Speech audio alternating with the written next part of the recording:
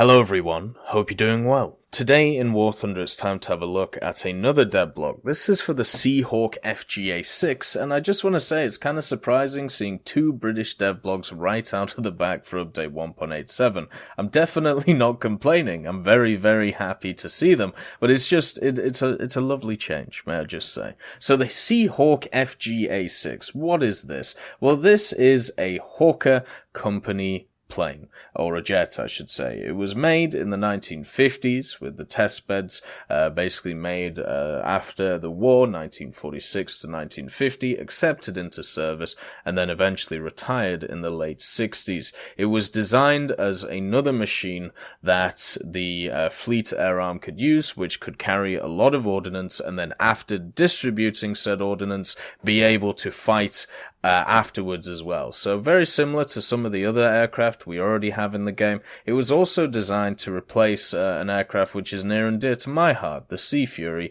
or as you may know it, the Hawker Fury, this one that we actually have in game. So the Sea Hawk in itself is another one of these jets that is coming to Britain, which is, well, very similar to some other ones that we have, where it has a lot of ordnance on it, but can it be able to fight one-on-one in the PvP aspect? Because one of the things with air, especially if we look at air realistic, there's two ways you have to be. You either have to be really good at ground striking, so 82, 84 comes to mind, SU-6 with its upgrades, or you have to be really good at bombing, so stuff like the Tu-4, stuff like the B-29, even the Lincoln if it's able to get to bases, you know, the Lancaster, stuff like that, you know, huge bomb loads. Or you have to be good in a fighter role. You have to be great at an extreme is the best way of putting it in air realistic.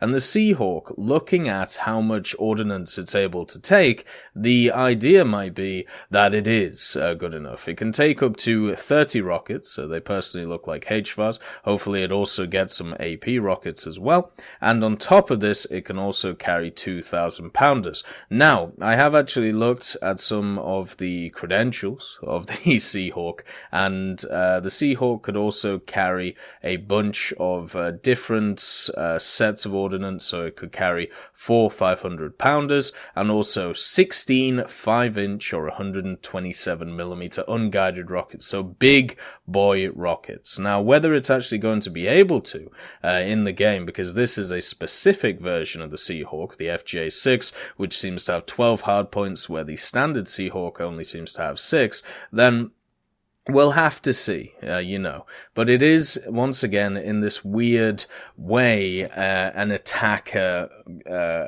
machine. It's going to be rank 5. My guess would be it's going to be 9.0 because of its ordnance. I don't think it'll go any higher than that. If it's 8.0, I'll be very much surprised. Also, it does have 4 Hispanos, so you can actually see them under the cockpit there. And there they are. So 2 on this side and then 2 on the other. And what we'll see from these Hispanos is 200 rounds per gun, so 800 in total. So this thing is heavily armed. You know, you have a bunch of Hispanos, you have a bunch of rockets, you have a bunch of bombs. You will be able to annihilate anything on the ground that you find, and hopefully the Hispano Mk will be able to keep you will be able to kill stuff in the air. One of the problems that a lot of people have run into, and also I have as well, is Hispanos have not been acting great recently, at least over the last half a year or so. They still do a lot of damage, but the sparking is definitely an issue, and I think it's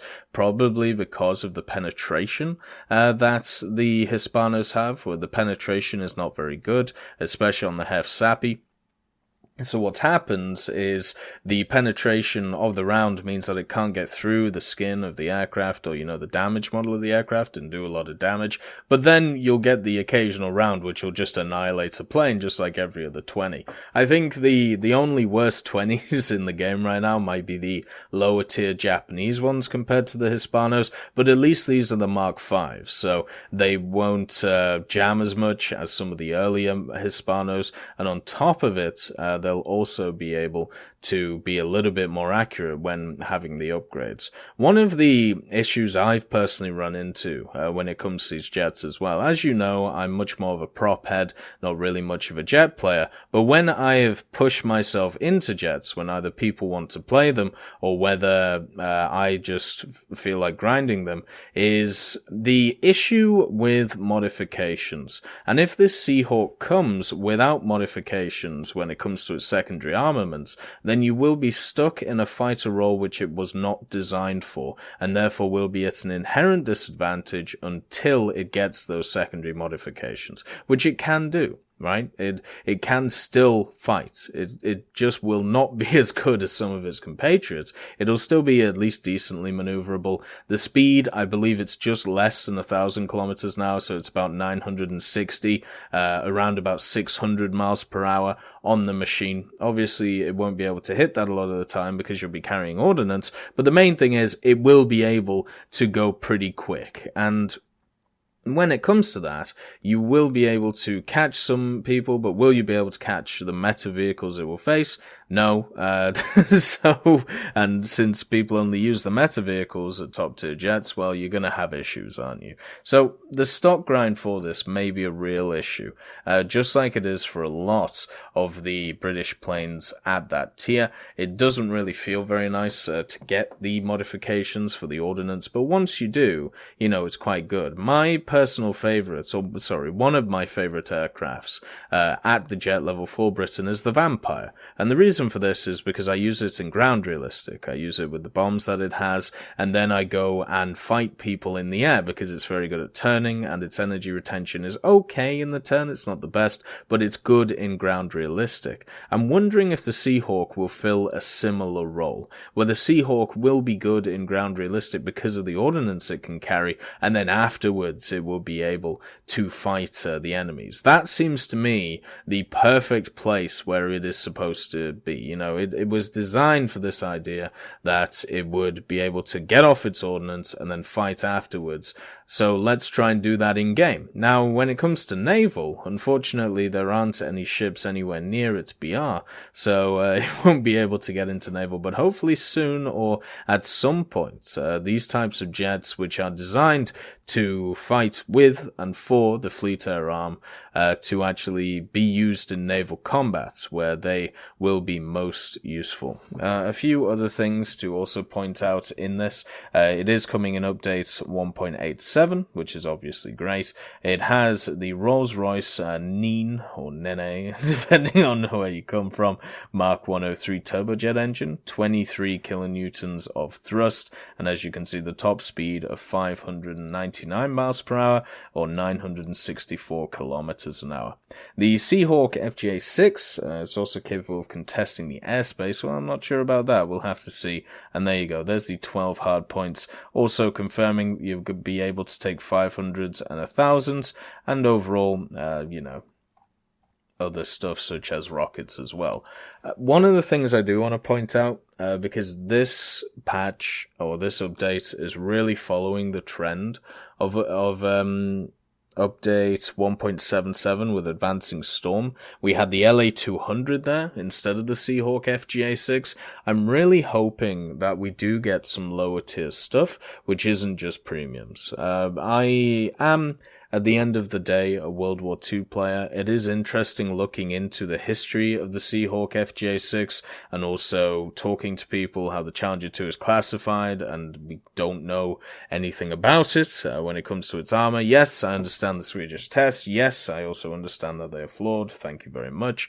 And we can go through, if you want, why they're flawed in a separate video, at least when it comes to Challenger 2 and also the M1 Abrams. But anyway, the Sea Hawk FGA.6 is another top tier vehicle that won't be available for the majority of players because it's a rank 5. It's top tier at the point when it comes out, and it will cost a lot of research, and people, I'm sure, will spam out their wyverns to get it, and when they actually get it, you're getting a middle-of-the-road machine, which hopefully eventually will be good as an attacker. So I feel like a lot of people are going to be annoyed at it at first until they get the upgrades, and then they might find it a little bit better.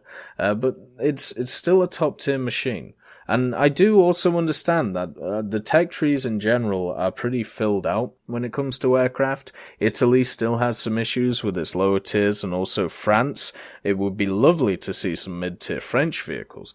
But there are other areas, especially when it comes to naval, and especially when it comes to ground, that I think would be much better focused on instead of more top-tier vehicles, which will only benefit a small amount of the player base. I know a lot of the discussions when it comes to, hello Bernard, when it comes to, when it comes to War Thunder is based around top tier. It seems to be the hot topic that everybody wants to talk about, especially now with rank 7 coming with the ground forces. But for me, we've got to remember the other players. We've got to remember the players who play rank 3, rank 4, even rank 2, the players who are starting the game. With all of these weird and wonderful things going on, it may be worth trying to offer them a little bit of support when it comes to fleshing out some of the trees. If I'm a French person, or if I really like French aircraft and I look at the French tech tree, it is definitely disappointing when it comes to the mid-tier level, and there are aircraft you can put in that can fill that out for you. But instead, we're getting another British Fleet Air Arm aircraft, which does have a lot of ordnance, and also is a pseudo fighter, which will just get blasted out the sky by the meta vehicles. So, yeah, I mean, it's one of those things. As I said, we've only seen 2 devblogs so far. It is nice to see that they're both British, and hopefully, when the patch or update drops, we will at least have, some other vehicles which comes to the lower ranks. If it's all just going to be jets and top tier stuff, this will be going on around about a year, where there hasn't been stuff added to the game that I am fully interested in. On top of this, if you missed the video from earlier, there is also an event going on, the Sea Voyage Event, and you can get yourself a PBM-3, which is a World War II machine from America, and also the Leningrad Destroyer, which is a pre-World War II design Soviet destroyer. So make sure not to miss those out, and also join us on the Tech Hub to discuss these devblogs and also all of the events going on in War Thunder right now. I hope you all have a wonderful day, and I'll see you next time.